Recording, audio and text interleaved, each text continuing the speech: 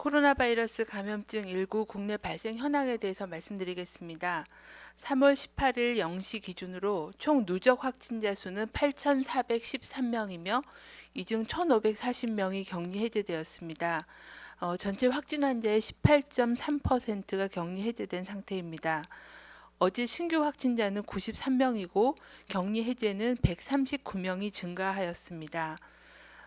어제 사망하신 분은 총 84명으로 분류가 되고 있는 상황입니다. 전국적으로 80.2%는 집단 발생과의 연관성이 확인되었습니다. 기타 산발적인 발생 사례 또는 조사 분류 중인 사례는 19.8%에 해당됩니다. 각 지역별로 환자 발생 현황을 살펴보시면 어제 신규로 증가한 환자 수는 서울 지역이 5명이었습니다. 아직까지 구로구 콜센터 관련돼서 접촉자나 가족 등에서의 환자가 일부 증가하고 있고요. 그리고 동안교회하고 관련된 PC방 관련된 사례도 일부 한두 명 더 확인이 되고 있는 상황입니다. 대구 지역인 경우에는 가장 많은 신규 확진자인 46명이었습니다. 대구 지역의 경우에는 주로 지금 요양병원 등 그 고위험군에 대한 전수조사가 또 진행 중에 있어서 거기에서 확인된 그런 종사자나 환자에 대한 발생이 증가 보고되고 있는 상황입니다. 그 밖에 세종에서도 해수부 관련돼서 접촉자로 분류된 분 중에서 양성 확인이 되는 분이 보고되고 있고, 경기도는 주로 은혜강 교회 관련된 접촉자 또는 가족 등에 대한 조사로 어제 환자 수가 15명 증가한 상태입니다. 경기에서는 성남시 수정구 소지의 은혜강 교회에서 3월 9일부터 현재까지 총 55명의 확진자가 확인되었고 접촉자에 대한 추가적인 조사가 진행 중에 있습니다. 또한 성남시 소재의 분당재생병원 관련해서 3월 5일부터 현재까지 총 31명의 확진 환자가 발생하였고 추가로 확진된 그 환자에 대해서는 접촉자와 그 방문한 장소에 대한 조사가 진행 중에 있습니다. 대구에서는 말씀드린 대로 고위험 집단시설에 대한 전수조사가 진행 중이며 특히 서구 소재로 되어 있는 한사랑 요양병원에서는 현재까지 총 74명의 확진자가 확인된 상태입니다. 종사자가 17명, 환자가 57명으로 보고되었습니다. 해당 병원의 전체 종사자와 입원 환자에 대한 전수검사를 시행하였고 상세한 역학조사와 추가 감염 차단을 위한 방역조치가 방대본의 즉각대응팀과 대구시가 같이 시행을 하고 있는 상황입니다. 그 밖에도 요양병원 4개소에서 총 13명이 확진이 되어 추가적인 조치와 향후 더 확대된 그런 조사를 통해서 환자 수가 더 증가할 수 있을 걸로 보고 있습니다. 중앙방역대책본부는 최근 들어서 이탈리아, 프랑스, 스페인 등 유럽 지역과 미국 그리고 이란 등의 중동 지역에서 코로나19 환자가 급증하고 있고 또 최근에 검역 과정을 통해서 11명의 환자가 확인되었고 입국 후에 지역사회에서 확진된 그런 해외 입국자 확진 사례가 증가하고 있습니다. 어제도 말씀드린 것처럼 3월 19일 0시를 기해서 전 세계 모든 입국자에 대한 특별 입국 절차를 확대 시행하는 것을 준비하고 있습니다. 내일부터 시행할 예정입니다. 이에 따라서 내일부터 입국하는 모든 그 입국자는 건강상태 질문서 및 발열 여부를 확인하고 국내 체류지 주소와 수신 가능한 연락처가 확인되어야 입국이 가능합니다. 또한 입국 후에도 모바일 자가진단 앱을 통해서 14일간 증상 여부를 등록하여야 합니다. 또한 모든 입국자에 관한 해외 여행력 정보는 DUR, ITS, 건강보험 자격조회 시스템 등을 통해서 의료기관에 제공하여 선별진료 등을 참조할 수 있도록 명단을 통보할 계획입니다. 또한 모든 입국자의 명단은 지자체로 통보해서 입국 이후에 감시 기간 동안 적극적인 관리를 할 계획입니다. 아마 국가별 그 위험도에 대한 평가에 따라서 지역사회에서의 관리 방법에 대해서는 현재 부처 내에서 논의가 진행 중에 있습니다. 또한 해외 여행자에 대해서도 각별한 주의를 당부드립니다. 출국 전에는 가급적 시급하지 않은 해외 여행은 연기하거나 취소하여 주시기를 당부드립니다. 대부분의 많은 국가들이 코로나19의 전파 차단을 위해서 입국 금지를 시키고 있는 그런 상황입니다. 그러한 상황들도 잘 파악을 해주시고 현재는 유럽 또 동남아 그다음에 나머지 지역에도 확진 환자가 증가하고 있는 양상이기 때문에 중요 불효불급한 해외 여행은 연기시키시는 게 안전하겠습니다.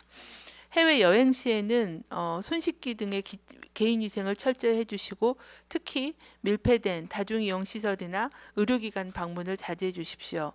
입국 시에는 기침, 발열 등의 의심 증상이 있을 때에는 반드시 검역관에게 건강 상태 질문서를 제출하면서 자진 신고를 해주시기를 바라고 검역관의 그 조치에 따라서 검역 조사를 받고 자가관리 앱 설치 등 특별 입국 절차를 준수하여 주시기를 당부드립니다.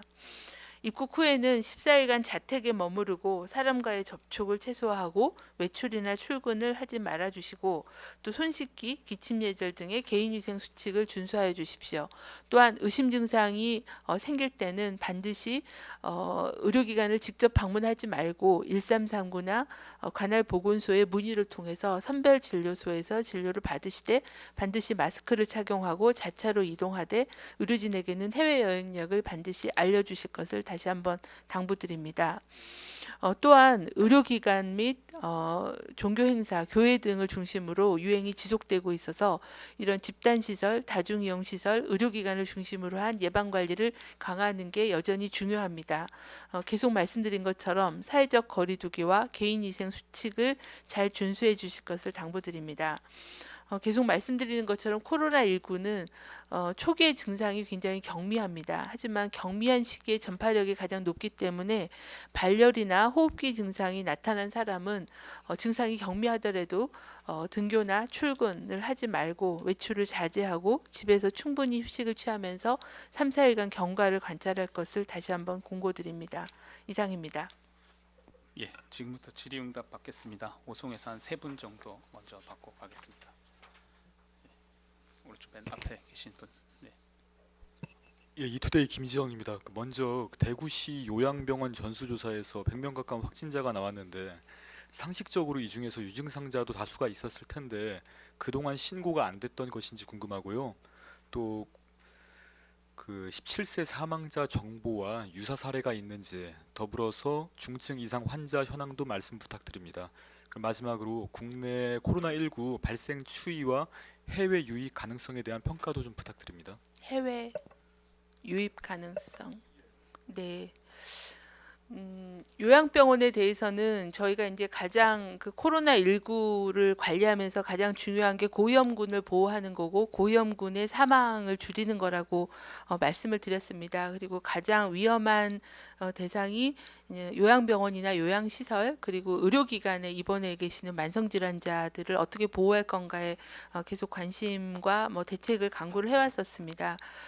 대구시에서 이제 그동안 신천지 교인들에 대한 조사와 관리 부분을 하면서 그 신천지 교인들로 인한 2차적인 전파로 여러 의료기관과 사회복지 시설이 많이 노출이 돼서 격리 조치 진행 중에 있는 그런 병원들도 이 병원 말고도 꽤 있습니다. 아마 병원 단위에서도 유증상자에 대한 신고와 검사는 진행됐을 거라고 판단하고요. 최근에 전수조사를 통해서 확인된 경우는 특히 종사자들이나 아니면 환자분들이 그 검사 양성자분들이 유증상자 비율이 얼마 정도였는지는 아직 제가 정보를 받지는 못했습니다. 이 문제가 된 이 병원의 그 의료 인력은 증상이 있었던 걸로 확인하고 있는데요. 아무래도 이 증상이 경미하다 보니까 이걸 코로나19랑 연관지어서 의심하기가 좀 쉽지 않은 상황인 것 같습니다. 그리고 대부분 이제 입원하고 계시는 어르신들 같은 경우에는 저희가 볼 때는 발열이나 이런 증상이 아주 특이하지 않거나 아니면 기존의 약물 치료들을 하고 있기 때문에 그런 부분들을 조기에 발견하기 어려운 그런 한계도 분명히 있다고 생각합니다. 아마 그 전수조사한 결과들을 좀 보고 어떤 문제가 있었는지 왜 조기에 인지하기가 어려운 게 어떤 측면이 있는지에 대해서 좀 면밀히 살펴보고 대책을 보완하도록 하겠습니다. 17세 살에 대해서는 현재 코로나19에 대한 확진 검사가 진행 중에 있습니다. 여러 번 검사를 해서 다 음성이 나왔지만 한두 번 정도에서 이제 어떤 유전자 검사에서 양성 소견을 보인 게 있어서 미결정으로 일단 판단을 하고 검체를 확보해서 확진 검사를 시행하고 있고 확진 검사 결과가 나오면 말씀을 드리도록 하겠습니다. 중증 환자 현황은 담당 팀장이 설명을 좀 드리도록 하겠고요. 발생 추이에 대해서는 현재 이제 우리나라도 지금 최근에 그 발생한 신규 환자 중에 한 5% 가깝게 해외 유입 환자의 비중이 증가하고 있습니다. 그리고 이런 부분들은 이제 전 세계의 그 코로나19 유행이 확산되면 될수록 유입의 가능성도 굉장히 높아지고 있다고 판단합니다. 그래서 말씀드린 것처럼 내일부터는 전체 입국자에 대한 특별 검역, 특별 그 입국 절차를 진행을 하고 그리고 그 중에서 일부 그 발생 가능성이 높은 국가에 대해서는 좀 더 입국 후에 관리를 강화하는 방안에 대해서 현재 논의가 진행 중에 있습니다. 현재는 이제 자가관리 앱 부분과 또 보건소를 통한 뭐 유증상자에 대한 관리 부분들을 진행을 하고 있는데 그 부분들을 좀 더 보완할 방법에 대해서는 검토하고 말씀드리겠습니다. 국내 발생 추이는 두 가지의 안팎의 문제가 있습니다. 해외 유입 가능성은 말씀을 드렸고 또 국내에서도 여전히 그 집단 시설을 통한 그런 전파가 계속 진행되고 있기 때문에 지금 저희가 하고 있는 사회적 거리두기와 또 개인위생 수칙 준수 그리고 조금이라도 의심되는 증상자에 대해서는 조기 검사 진단하는 그런 현재까지 했던 그런 정책들을 좀 더 정교하고 더 실효성 있게 추진해 나가는 게 필요한 상황입니다. 예. 이번 환자분의 경과 관련된 부분은 곽진 환자관리팀장 설명하겠습니다. 예, 오늘 입원 중이신 환자분들 중증도에 따른 분류 현황입니다. 중증 이상 단계 총 82분으로 확인되고 있고 그 중에 중증 단계가 24분, 위중 단계가 58분으로 확인되었습니다. 예. 그럼 오송에서 다음 질문 받겠습니다. 그동안 기회가 없으셨던 새로 오신 뒤에 분. 네. 죄송합니다. 마이크 좀 써주시겠습니까? 예, 진단키트 관련해서 최근 좀 논란이 되고 있는 부분 중에 그 지금 WHO나 CDC, FDA에서 프라이머나 프로토콜이 서로 좀 각기 다른 부분들이 계속 있고 이게 좀 추가되거나 기존에 있던 게 좀 빠지는 이런 문제들이 있던데 이런 거에 대해서 좀 질병관리본부가 좀 어떻게 파악을 하고 있는지 그리고 그 성능 검사에 대해서 좀 공개를 식약처와 협조해서 하기로 했는데 계속 좀 늦어지고 있는데 뭐 좀 이유가 있는 건지 좀 설명 부탁드립니다. 네, 유전자 PCR 검사에 대해서 논란이 제기된 거는 알고 있습니다. 이제 각 나라마다 코로나 바이러스를 유전자 진단 검사를 하는데 어떤 유전자를 사용해서 진단할 건가에 대해서는 그 나라마다의 프로토콜이 조금씩 다릅니다. 이제 저희는 이제 1월 달에 이걸 세팅하면서 WHO가 제안한 그런 프로토콜들과 또 여러 나라들의 프로토콜을 리뷰를 했고 그거를 진단검사의학회와 협의해서 그런 그 검사 방법에 대한 거를 세팅을 한 상황이고요. 현재 저희가 가지고 있는 기준은 적어도 2개 이상의 유전자 부위를 검사해야 된다라는 그런 원칙을 가지고 어떤 유전자 부위를 선택할 건가에 대해서 어떤 걸 배제하거나 어떤 거를 이렇게 규정하지는 않았고요.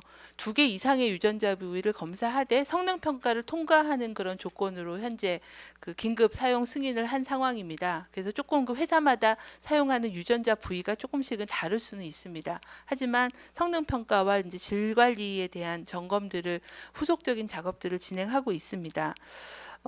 아마 이제 국가마다 사용하는 유전자 부위가 다르니까 어떤 유전자 부위가 좀 더 정확하다, 할 수 있다, 뭐 어떤 거 위양성이 있다 이런 그런 문제 제기는 가능할 수는 있다고 봅니다. 하지만 그 부분은 이제 저희가 정확하게 성능 평가를 해서 일단 진단 시약에 대한 긴급 사용 승인을 했고 시판 후 승인 후에도 질 평가라는 거를 주기적으로 진행을 하겠습니다.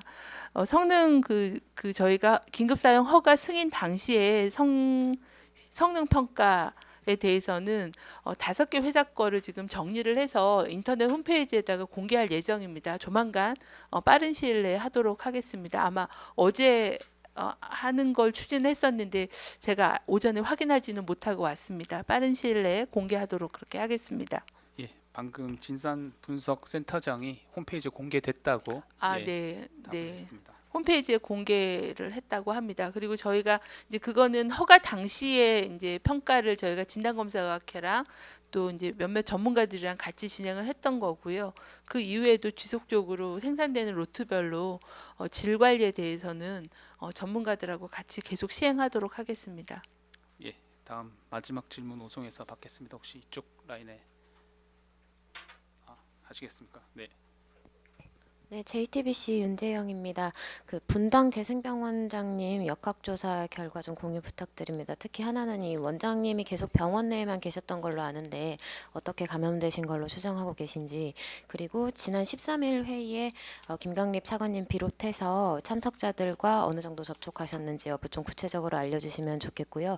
또 회의 참석자들 중에서 또 아직 검사 결과 나온 분 안 계시는지 여쭤봅니다. 그리고 그 17세 환자가 언제 어떤 증세가 발병했고 또 사망 원인 지금 무엇으로 보고 계신지도 좀 부탁드립니다. 네, 오늘 그 분당 재생병원 원장님이 신규로 확진이 되셨습니다. 이분은 그 지금 상황으로 봤을 때는 한 3월 11일, 12일부터 두통 증상이 있어서 그때를 지금 발병일로 간주를 하고 현재 역학조사가 진행 중에 있습니다. 그래서 접촉자에 대해서도 그 병원장 간담회를 포함해서 병원 내의 접촉자에 대해서도 파악을 하고 있고, 아직은 그 개인별 그 위험도 노출 밀접 접촉자로 잡을 건지에 대한 조사가 진행 중에 있습니다. 그리고 감염 경로에 대해서는 마찬가지로 발병 전에 어떤 노출이 있었는지에 대해서는 조사가 진행 중이어서 제가 어디서 감염 경로라고 말씀드리긴 좀 어려울 것 같습니다. 하지만 이제 이 병원 안에서 유행이 있었고 또 의료진들이 이제 상당수 많이 양성으로 확인이 됐기 때문에 그런 의료진들하고의 접촉의 가능성 이런 부분들을 조사를 진행을 하도록 하겠습니다. 참고로 그 처음에 그 유행이 있었을 때 시행하셨던 검사는 음성이었던 걸로 확인을 하고 있습니다. 그리고 접촉자로 그 처음에 유행이었을 때 접촉자로 분류되지는 않으신 걸로 그렇게 확인하고 있습니다. 17세 환자에 대해서는 현재는 이제 뭐 두통이나 폐렴으로 입원 치료를 받았던 환자이고요. 말씀드린 것처럼 그 유전자 검사에서 여러 번 시행한 거에서는 음성이었고 이제 추가로 시행한 거에서 하나의 유전자에서 양성 반응을 보였는데 이 부분은 이제 판독을 어떻게 하느냐 해서 현재 상태로는 저희가 미결정인 상황으로 보고 해당 검체에 대해서는 확진 검사가 진행 중에 있어서 최종 이 검사 결과에 따라서 감염 여부를 판단해야 되는 그런 상황이기 때문에 그 결과가 나오면 필요하다고 생각하면 그 세부 내용에 대해서는 말씀을 드리겠습니다. 관련해서 하나만 여쭤보고 싶은데요. 확진 검사라는 게 똑같이 PCR인지 아니면 다른 방법을 해가지고 좀 더 정확하게 보실 수 있는 게 있는 건지가 궁금합니다. 일단은 현재는 저희가 쓰고 있는 게 PCR 검사이기 때문에 저희가 보통 미결정으로 나오면 재검사를 하게 됩니다. 그래서 다른 여러 검체들을 좀 확보를 해서 그 PCR 검사를 이제 질병관리본부에서 시행을 하고 또 나머지 검사했던 것들을 리뷰를 해서 판독이나 이런 거를 해야 되는 그런 상황입니다. 그래서 현재는 미결정 판단으로 보고 확진 검사를 진행하는 겁니다. 네. 그럼 세종에서 세 분 질문 받겠습니다. 뉴시스 기자님, 헤럴드 경제, 오마이뉴스 기자님 순으로 질문 부탁드립니다. 네, 뉴시스 임재희 기자인데요. 그 먼저 지금 그동안 확진 환자가 늘어나면서 역학조사 같은 경우는 시도에서 이제 중점적으로 맡아왔었는데 혹시 지금 그 대구 사례도 말씀해 주셨는데 중앙 차원에서 역학조사 대응팀이 조사를 진행 중인 사례가 어떤 사례들이 있는지 설명 부탁드리고요. 그리고 오늘 추가된 검역에서 추가 확인된 환자분들은 다 내국인인지랑 그 여행력이 어떻게 되시는지도 확인 부탁드립니다. 네, 현재 저희가 2월 7일 칠판 아마 지침을 개정하면서 사례가 이제 늘어남에 따라서 기초조사는 보건소가 시행하고 그리고 역학조사는 시도에서 즉각 대응팀을 구성해서 대응하도록 하고 있습니다. 현재 중앙에 즉각 대응팀이 나가 있는 지역은 대구 지역하고 또 경산에 일부 나가 있는 그런 상황입니다. 그리고 저희 역학조사관들이 지역을 다 분담을 해서 역학조사관별로 담당 시도를 매칭을 해서 그 시도의 역학조사관하고 긴밀하게 협의하면서 지원과 필요하면 이제 정보에 대한 수집과 조사를 지원하고 있는 상황이고요. 좀 더 이제 발생이 좀 큰 규모거나 그럴 때는 중앙팀이 나가서 시도팀하고 같이 진행하고 있습니다. 예를 들어서 구로 콜센터라거나 뭐 해수부 집단 발병이라거나 뭐 줌바 댄스 같은 일부는 저희 즉각팀이 이제 나가서 시도를 지원하고 협력하는 식으로 진행을 하고 있습니다. 현재 그 감염 원이나 감염 경로 조사하고 있는 거는 이제 대구 지역에 주로 나가서 진행을 하고 있는 그런 상황입니다. 나머지는 시도를 지원하고 시도하고 협력해서 필요시에 저희가 하루 이틀 몇 명 이렇게 나가서 같이 지원을 하고 있는 그런 상황입니다.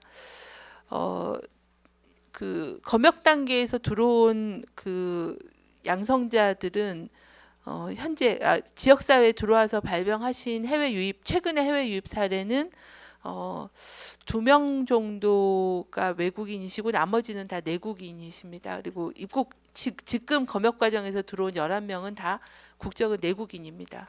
그리고 주로 여행한 지역은 대부분이 그 유럽 여행을 가셔서 한 개 국가만 다니시는 게 아니다 보니까 주로 이탈리아, 프랑스, 뭐 네덜란드도 있고요. 그리고 독일도 있고 영국도 있고 굉장히 다양한 나라들을 계속 이렇게 경유해서 들어오셨기 때문에 어느 나라에서 감염이 됐는지를 좀 특정하기는 어렵고 그거는 좀 개인별 조사를 통해서 잠복기를 고려하면 좀 그 특정할 수는 있을 것 같습니다. 아마 대부분은 유럽의 여러 지역들 그리고 지금 현재 발생 보고가 2,000명 이상으로 많은 그런 국가들 여행력이 대부분 있는 상황입니다.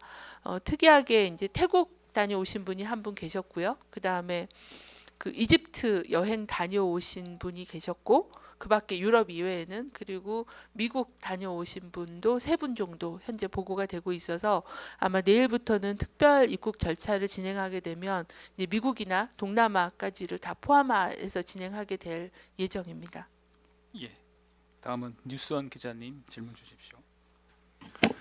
네, 저 뉴스원 서영빈입니다. 3가지 질문 드릴 건데요. 첫째로 이 코로나가 한 번 걸리면 항체가 생기는지 이번에 그 WHO랑 코호트 연구를 통해서 조사를 한다고 듣긴 했는데 그게 그럼 지금은 아직 그게 항체가 생기는지 아닌지 모르는 건지 확인 부탁드리고요. 그리고 둘째로 이제 그 분당 재생병원이 이제 그 의료진을 중심으로 감염이 확산되는 게 다른 병원 감염 사례랑 그 다른 부분인데 혹시 역학조사 중에서 이거랑 관련해서 좀 파악된 특이점이 있는지 궁금하고요.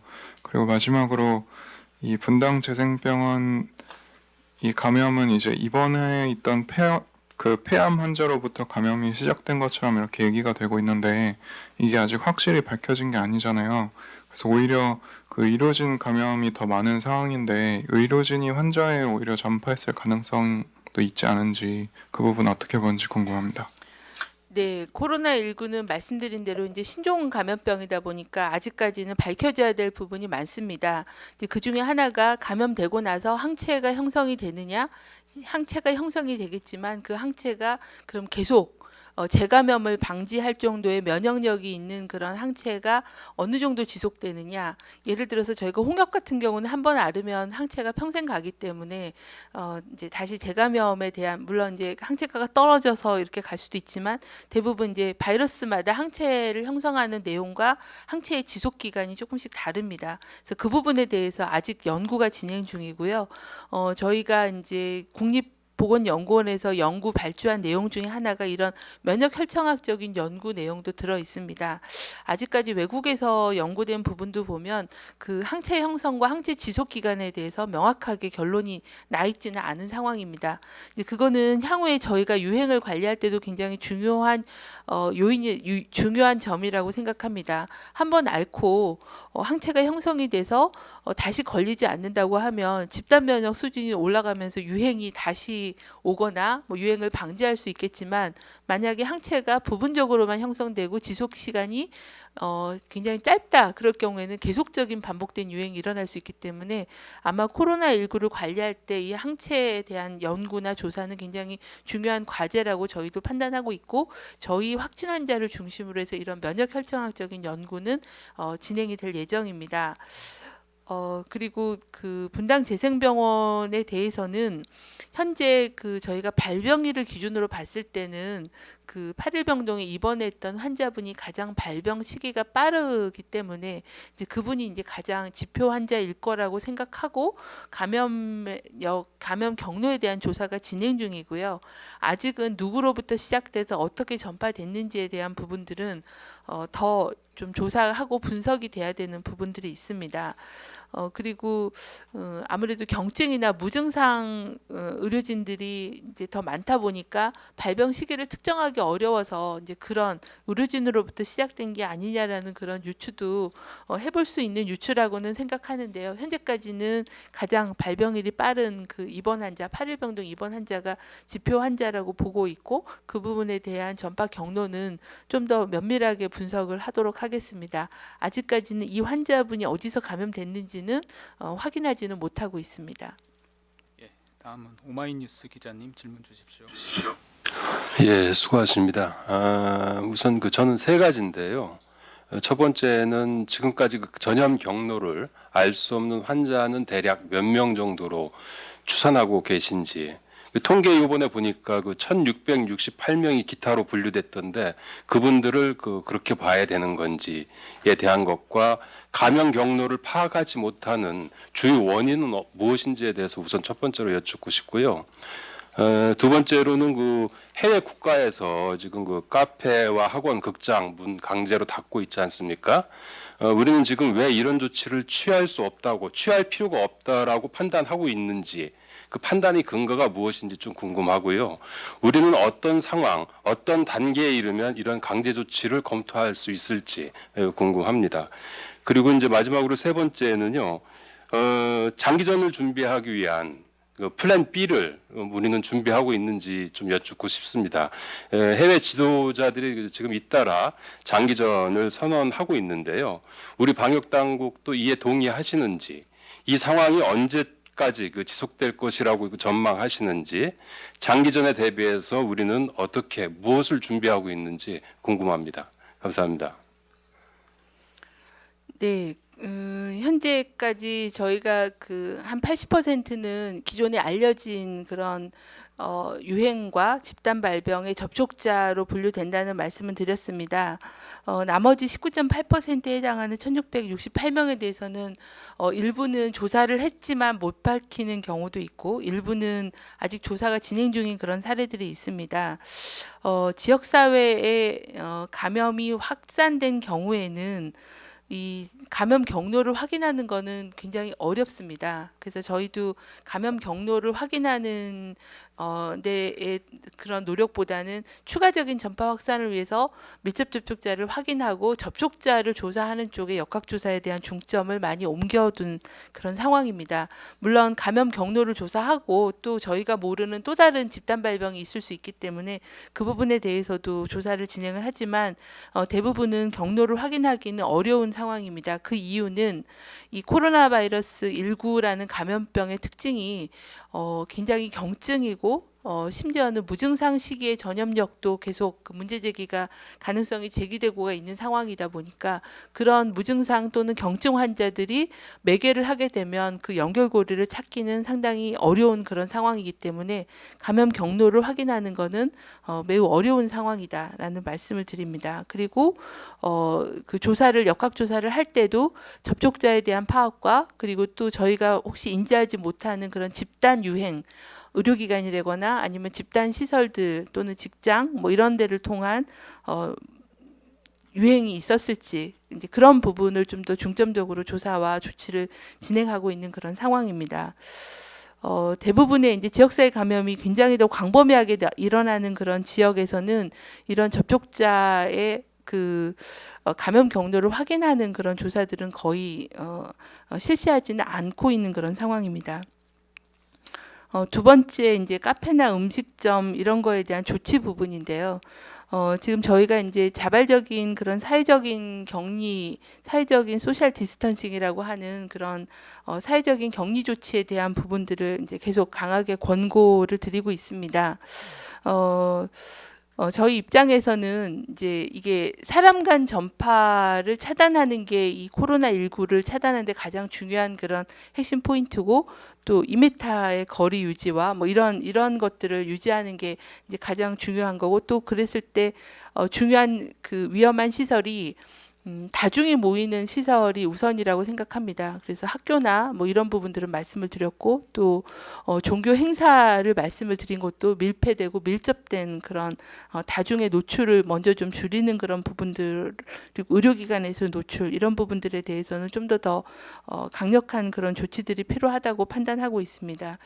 어느 정도 그 지역사회 감염의 위험이 높거나 추가적인 조치가 필요하다라는 그런 판단이 되면 그런 조치들도 여러 가지의 가능성을 놓고서 판단할 수 있을 거라고 생각합니다. 이게 언제냐라고 대해서는 수치화된 그런 기준을 말씀드리기는 좀 어려울 것 같습니다.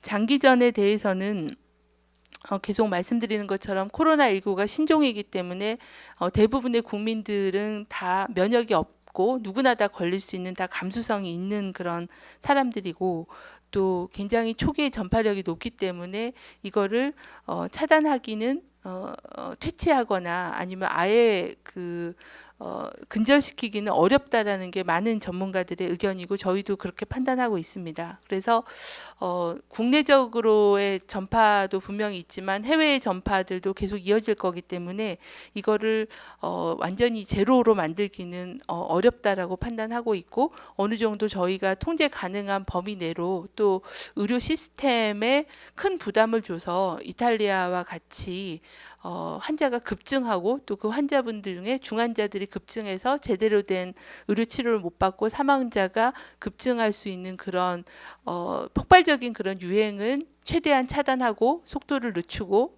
유행의 크기를 줄여나가는 그런 피해 최소화 전략이 필요하다라고 이미 말씀을 드린 상황입니다. 그래서 저희도 장기전에 대한 대비가 필요하고 하지만 그 궁극적으로 고위험군을 보호하고 사망을 줄이려면 전체적인 감염자 숫자를 줄여야 되기 때문에 최대한의 그 접촉자에 대한 조사와 검사를 통해서 감염자의 규모를 줄이는 노력과 또 고위험군에 대한 그런 사망이나 피해를 줄이는 그런 두 가지의 노력을 동시에 추진하고 그 상황에 맞는 그런 적정한 수위에 대한 조치들을 계속 고민하고 있다는 정도의 말씀을 드리겠습니다. 다음은 서울 당산 기자실 질문 넘기겠습니다. CBS 기자님, SBS 기자님 질문 주십시오. 네, CBS 황영찬입니다. 요양병원, 요양원에 중국인 간병인이 많다 보니까 집단 감염이 발생할 때마다 감염원이라는 의혹이 많이 제기되고 있는데요. 실제로 지금까지 중국을 다녀온 간병인이 확진된 사례가 얼마나 되는지나 현재까지 집단 감염에서 중국을 다녀온 간병인이 최초 감염원으로 밝혀지거나 추정됐던 경우가 있는지 또 이들에 대한 전파가 일어났을 가능성을 어떻게 보는지 여쭙고 싶고요. 17세 환자 관련해서 음성 판정을 받았다가 양성 판정을 한 번이라도 받았다면 양성으로 봐야 되는 거 아닌가 여쭙고 싶고 최초에 2차례 음성이었다면 코로나19가 아닌 일반 입원 환자였는데 병원에서 감염됐을 가능성도 있는지 궁금하고 마지막으로 다른 나라 해외 국가의 10대 치명률도 여쭙고 싶습니다. 네, 이제 저희가 중국에서 굉장히 유행이 있을 때 저희가 중국인 간병인에 대한 우려가 있어서 중국인 입국자 중에서는 의료기관 종사자나 간병인은 업무 배제를 하도록 그렇게 조치를 했었습니다. 그래서 간병인이 최초의 감염원이 돼서 요양병원이나 의료기관의 유행을 일으킨 사례는 현재로서는 제 기억에는 없는 것 같습니다. 예. 그 초기에는 어쨌든 업무 배제와 또 요양원, 요양시설에 대한 전수 점검, 현장 확인 점검을 통해서 이제 배제를 해서 진행을 했다라는 그런 말씀드리겠고요. 그리고 17세 그 환자에 대해서는 제가 음성이었다 양성이다가 아니라 미결정이라고 지금 현재 판단이 돼서 확인 검사를 재검사를 진행 중에 있습니다. 그거는 재검사 결과를 보고 한꺼번에 말씀을 드려야지 어떤 걸 가정해서 답변 드리기는 어려울 것 같습니다. 검사를 여러 번 한 걸로 알고 있는데요. 아무튼 그 부분에 대해서는 한 가지 유전자에 대해서 미결정 나온 거에 대해서는 확진 검사를 진행해서 말씀을 드리겠습니다. 10대 치명률에 대한 외국의 통계를 물어보셨는데요.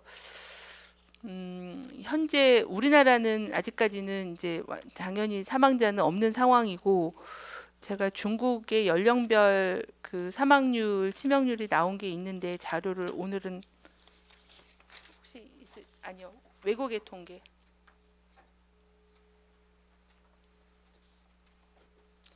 네, 중국에서 2월 11일자 기준으로 44,000명을 분석해서 발표한 논문이 있습니다. 그래서 그 논문을 그냥 인용해 드리면 10에서 19세가 확진자가 549명이었는데 한 명이 사망한 걸로 돼 있어서 치명률은 계산하기 좀 어려울 것 같습니다. 549명 중에 한 명이 중국에서 사망한 걸로는 통계는 되어 있고요. 9세 미만은 416명이 확진됐는데 사망자는 없는 걸로 이렇게 중국이 보고하고 있습니다. 우리나라는 당연히 10대 확진자 숫자가 한 430명 정도 되는데 현재는 다 경증이고 위중도 없는 상황입니다. 네, 다음은 SBS 기자님, 한국일보 기자님 질문은 한두 개로 짧게 부탁드리겠습니다. SBS 기자님.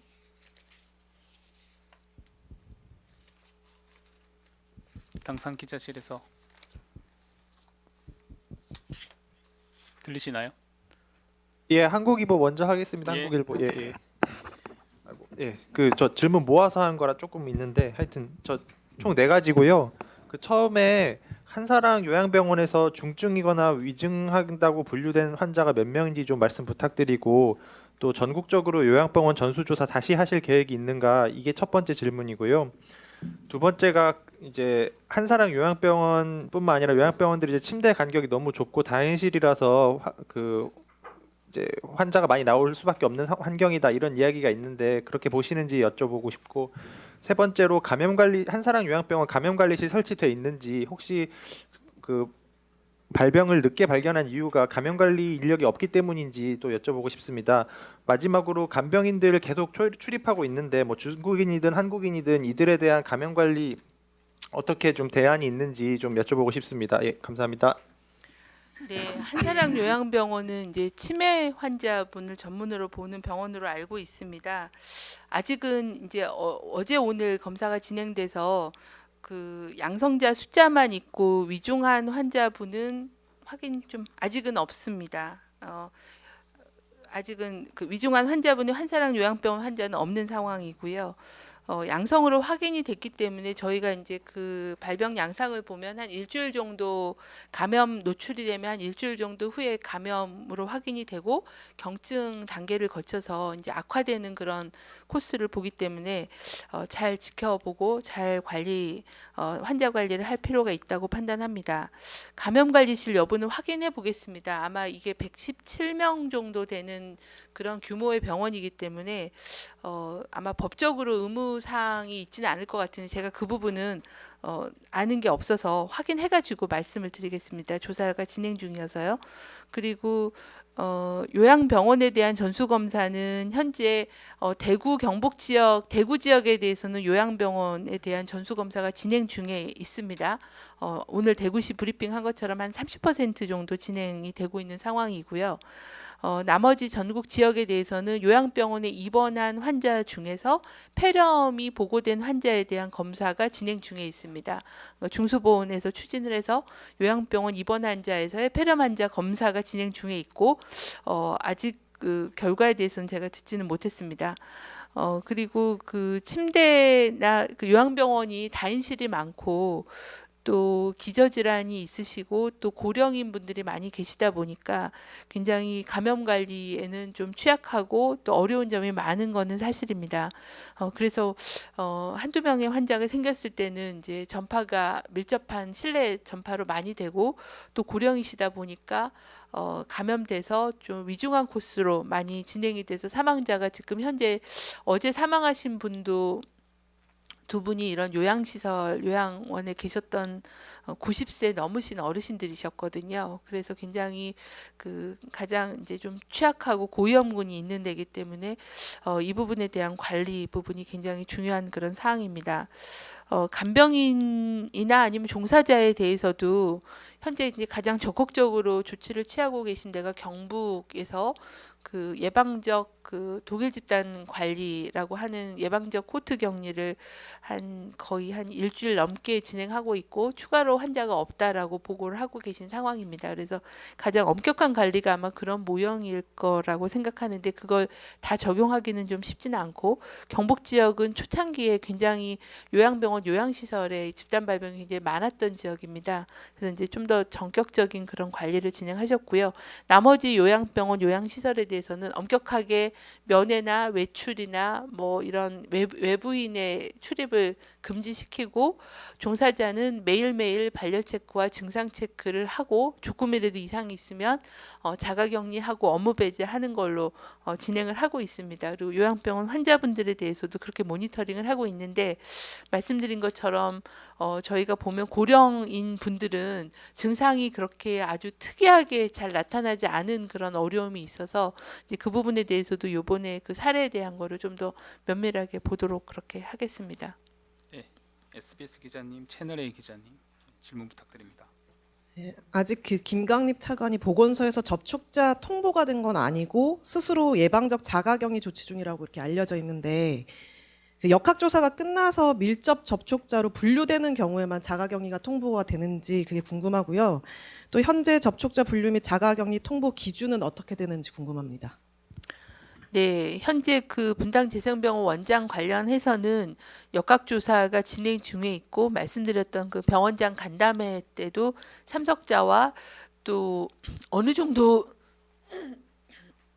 정도의 위치에 있었는지와 마스크 착용 여부라거나 뭐 접촉 여부 이런 거에 대해서 확인이 지금 진행 중에 있습니다. 그래서 아마 그거를 대기하고 있는 걸로 알고 있고요. 조사가 끝나야 접촉자로 분류될지 말지에 대한 판단이 진행될 것 같습니다.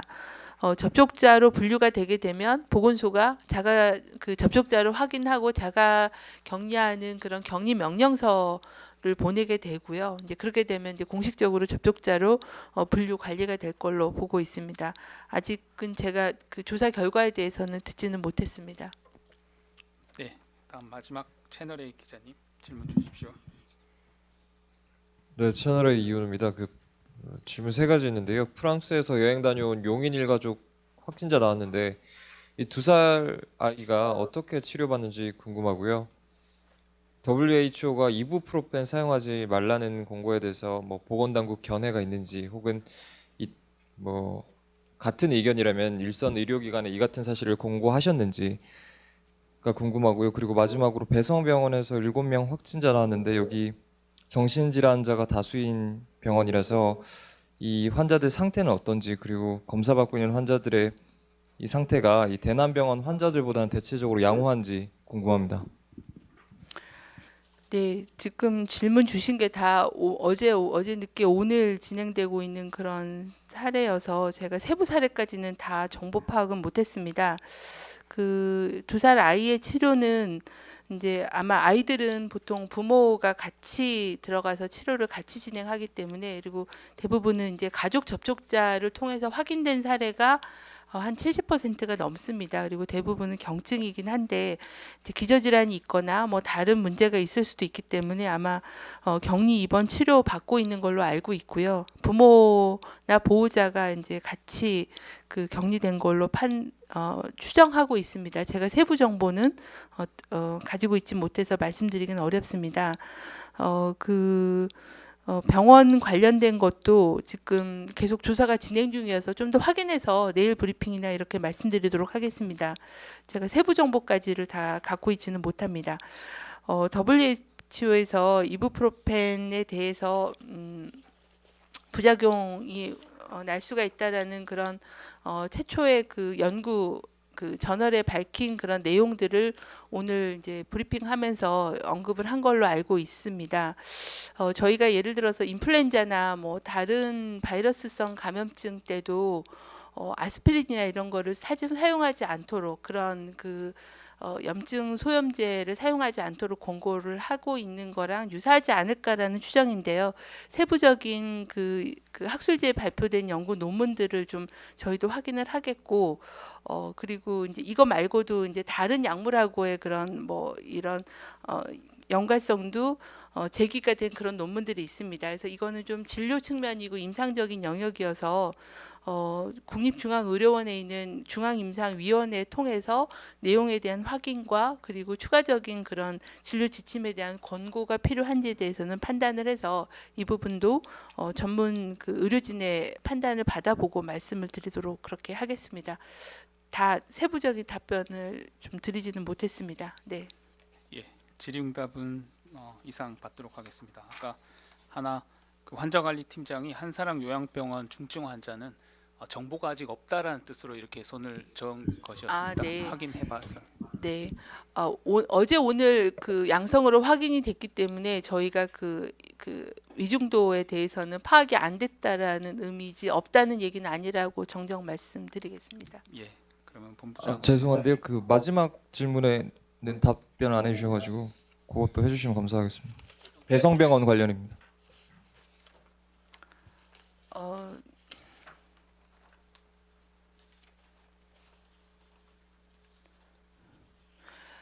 지금 배성병원 관련해서는 이제 종사자가 1명 확진 판정을 받은 상황이고 환자에 대해서도 계속 그 전수조사를 해서 지금 6명이 확진 판정 받아서 격리 조치 진행 중이라고 그렇게 보고를 받았습니다. 그 배성병원의 그 입원 상태라거나 환자분의 성별 연령이라거나 아니면 건강 상태에 대해서는 추가적으로 좀 확인을 해서 말씀을 드리겠습니다. 저희가 보고받은 내용이 그 정도여서 좀 더 오늘 저희가 좀 세부 내용을 저희 그 즉각대응팀 통해서 확인해서 말씀드리겠습니다. 답변 못 드려서 송구합니다. 네, 그럼 마무리 발언 듣고 정례 브리핑 마치도록 하겠습니다. 네, 계속 그 저희가 대구 지역에서는 그 신천지 교인들로 인해서 이제 2차, 3차 이런 지역 감염이 계속 확산되면서 의료기관이나 아니면은 이런 요양시설, 요양원에서의 환자 발생이 계속 조금은 이어질 수 있을 걸로 보고 있습니다. 신속한 그런 조사와 전수조사를 통해서 추가적인 그런 전파 확산을 막도록 저희 방역대책본부와 또 대구시와 협력해서 추진하도록 하겠습니다. 해외 유입으로 인한 환자가 급격히 증가하고 있습니다. 이 부분도. 그리고 대부분의 국가에서 입국 금지나 아니면은 그 여러 가지 격리 조치를 하면서 한 2주 정도는 입국자 그 교민이나 아니면 유학생 또는 여행자들의 입국이 굉장히 급격하게 증가할 걸로 보고 있습니다. 검역 단계에서 철저하게 검역을 하고 또 지역 사회에서 들어왔을 때 최소한 2주간은 자가격리를 철저히 유지하고 그리고 유증상 때는 선별진료소를 통해서 검사를 해서 추가적인 해외 유입으로 인한 추가 전파가 일어나지 않게끔 해외 입국자들에 대해서 다시 한번 당부 말씀을 드립니다. 이상입니다. 예, 이상으로 정례 브리핑 마치겠습니다. 참석해 주셔서 감사합니다.